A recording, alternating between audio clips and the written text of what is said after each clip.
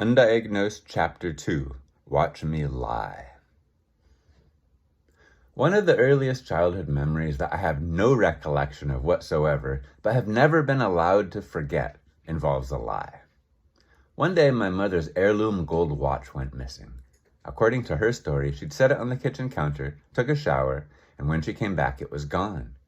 She searched everywhere and asked anyone who might have possibly had a reason to move the watch, but to no avail. Then she turned to me. This was around the time of the biting incident.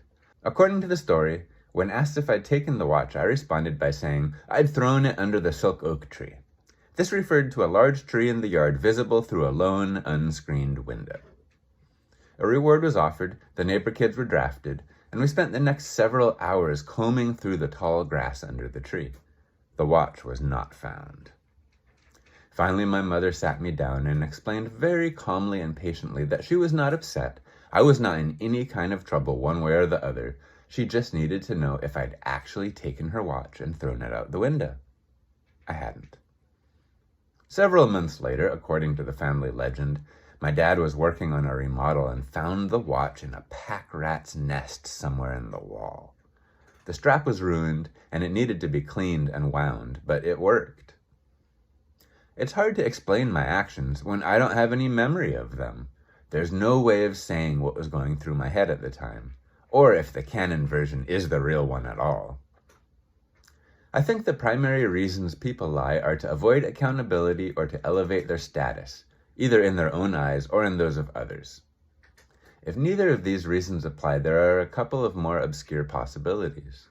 A person might lie because they can't accept the truth or who it means they are, or they might lie because they know that telling it would hurt somebody more than they could bear. While none of these reasons are particularly good ones, the latter are defense mechanisms, the product of pain and suffering. Some people who have suffered have a hard time being the cause of suffering in others, which can lead to difficult, if unintended, consequences. Lying about who we are is probably more common than anyone realizes. The old fake it until you make it cliche comes to mind, for example.